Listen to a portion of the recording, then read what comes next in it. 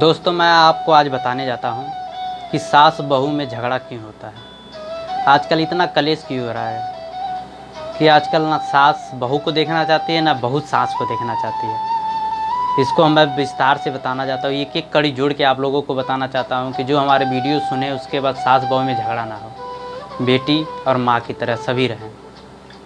इससे पहले हमारे चैनल को सब्सक्राइब कर ले और शेयर करें, और वीडियो हमारी अच्छी लगती है तो कमेंट करें, क्या सही है क्या गलत है, हमें ज़रूर बताएं मेरे दोस्त।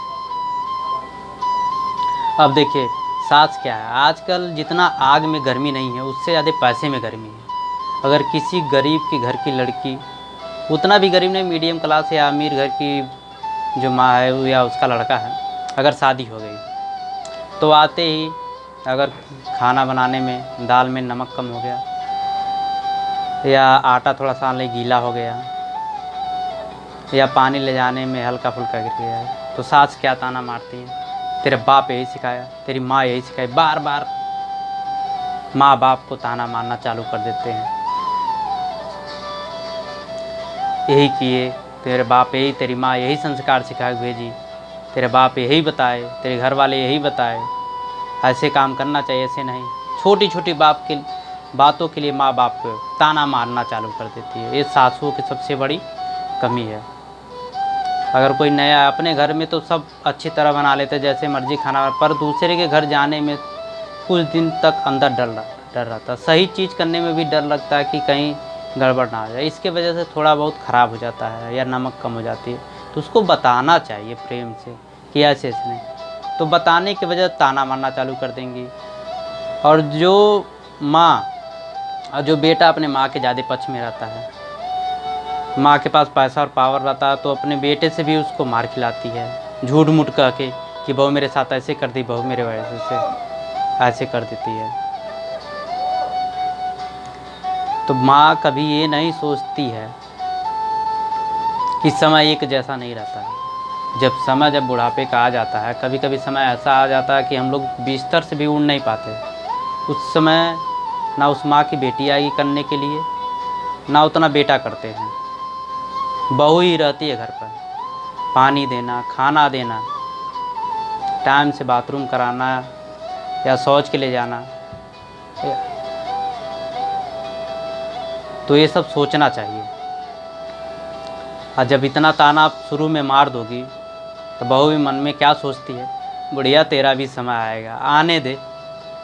जब वो समय आ जाता है, ये स्थिति जो अभी मैं पहले पीछे बताया हूँ, बुढ़ापा वाला, तो फिर वही बहू ताना मारना चालू कर देती है। जब ताना मारना चालू कर देती तो वही जो माँ, तब वो लोगों से पड़ोसी जा रो रो कहेंगी हमारी बहू ऐसी करती है, हमारी बहू ऐसी करती है। और जब पावर, पैसे और गर्मी, कहते हैं ना पैसे में बहुत ज़्यादा गर्मी होती नहीं, तो आज तक आग में नहीं है। सब तो भूल गई थी जब वो समय था, अब समय उसका आ गया, तब रो बैठ के। और क्या है, अब जो माँ सही है और बेटी जो गलत है, बहू आके जो आजकल ताना मार रही हैं, जो माँ सही हैं, उनमें क्या, अब इन जो अभी माँ ऐसी कही हैं दूसरे बेटियों को ताना मारना, तो इन्हीं की बेटियों जाके जो घर बर्बाद करती हैं, दूसरी नहीं। जो माँ अपने बहू कितना ताना मार रही थी, उन्हीं की बेटी अगले के घर में जाके कलेश फैलाती, क्योंकि ये संस्कार दिए नहीं, अपने बेटी को बताया नहीं खाना कैसे बनाया जाता है, कि कैसे सेवा करना है, किसके सामने कैसा रह जाता है। तो वही बेटी वहाँ जाके अच्छी माँ का घर बर्बाद कर देती है। और जो बेटे की कमी है, कुछ तो बेटे स्त्री लंपट होते हैं, उनको पता ही नहीं लगता है कि बहू अपनी बीवी के सुनो कि माँ के सुनो। बताओ, माँ 25 साल तक, 25-26 जो भी है, पाल पोस की बड़ी की, ये समझ नहीं पाते कि क्या कमी क्या नहीं, को बैठ के आपस में समझाना चाहिए।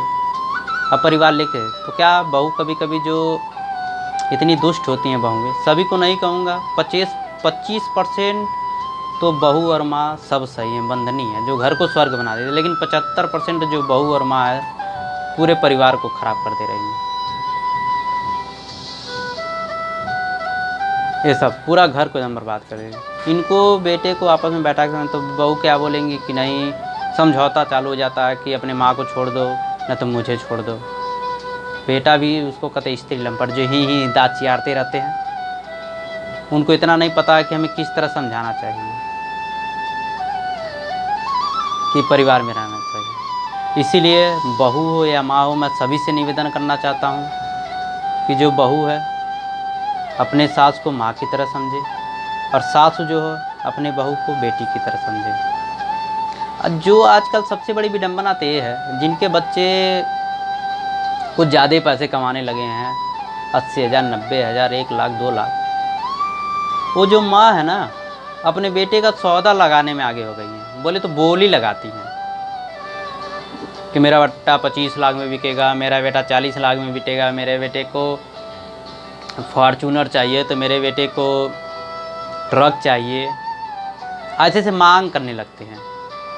अरे बेटा इतना योग्य अगर बन गया है तो आपको फ्री में शादी करना चाहिए, या जो अगला लड़की के पिताजी दे रहे हैं वो खुशी से ले लेना चाहिए। मांग नहीं रखना चाहिए कभी भी। तो क्या इतना पढ़े लिखे, इतना पैसा होने के बाद क्या होता है, भिखारी बन जाते हैं। भिखारियों की तरह मांगने, अपने तो खुद का बेवत है नहीं कि के कर सकते हैं, भिखारियों की तरह हाथ फैला मांगना चालू कर देंगे। मजबूरी अब बन जाती है, जो वैसे रहते हैं तो देना पड़ता है। तो वही जब वो आती है बाद में उनकी घर की लड़की,